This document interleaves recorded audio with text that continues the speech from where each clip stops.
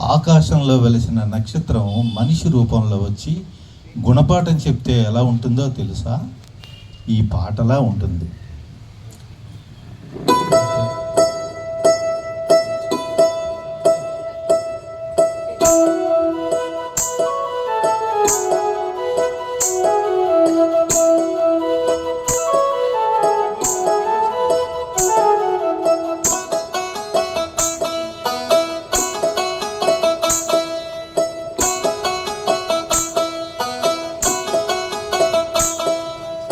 ఆకాశాన క్రీస్తు జన్మదినాన అరుదైన తార ఆనాడు వెలిసింది లోకాన.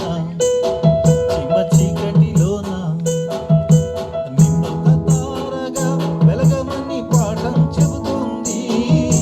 జ్ఞానులకే దారిని చూపే నక్షత్రంలా మారాలంటుంది. నడిపించేందుకు తనలాగా నువ్వు నడవాలంటుంది. లోకులంతా ఆ వెలుగులో యేసు క్రీస్తుని గుర్తించాలంది. అక్కడ వరకు నమ్మకంగా వెలిగి రాలిపోవాలంటుంది. నక్షత్రం నేర్పే క్రిస్మస్ పాఠమిది. ఆకాశాన క్రీస్తు జన్మదినాన ఈ లోకాన చిమ్మ చీకటిలోన.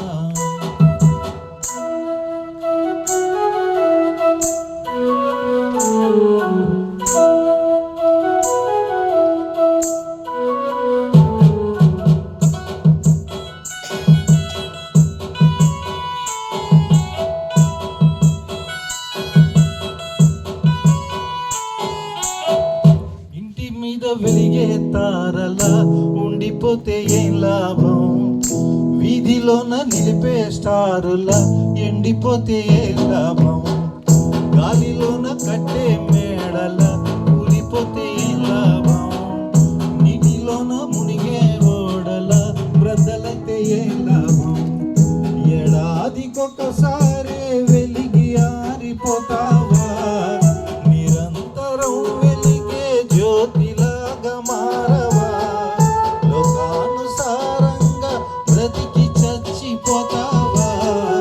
మరణం వరకు నువ్వు నమ్మకముగా ఉండవా? జీవవాక్యమును చేతబట్టి లోక మందు వెలగవా? ఆకాశాన క్రీస్తు జన్మదినాన ఈ లోకాన చిమ్మ చీకటిలోన.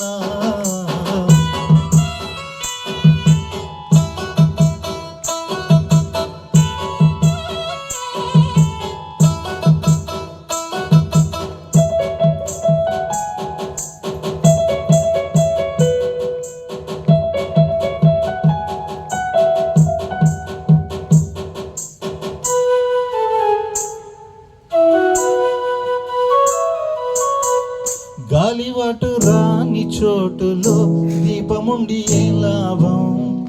తేట కన్ను లేని మనిషిలో ఊపిరుండి ఏం లాభం? నూనెలో కారిన దివిటీతో చిత్రపడి ఏం లాభం? చీకటిగా మారిన వెలుగుతో దేవుడికి ఏం లాభం? నిధి మార్గమున వెలిగి అనేకులను త్రిప్పుదువా? ఆకాశ మండలంలో జ్యోతి వలె ఉంటావా? రాజువైన యాజకునిగా సమూహంలో కనబడవా? ఆశ్చర్యకర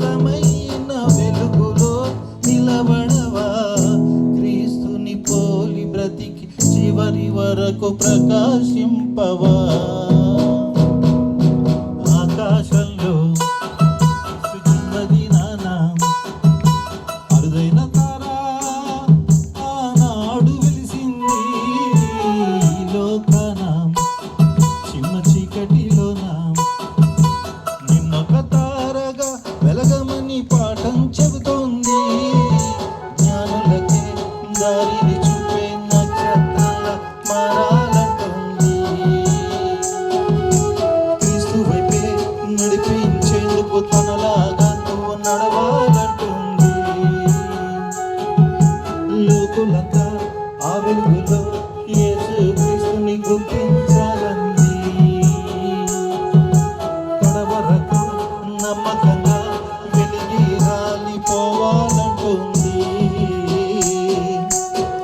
క్రిస్మస్ పరమార్థం ఇక్కడ దాగు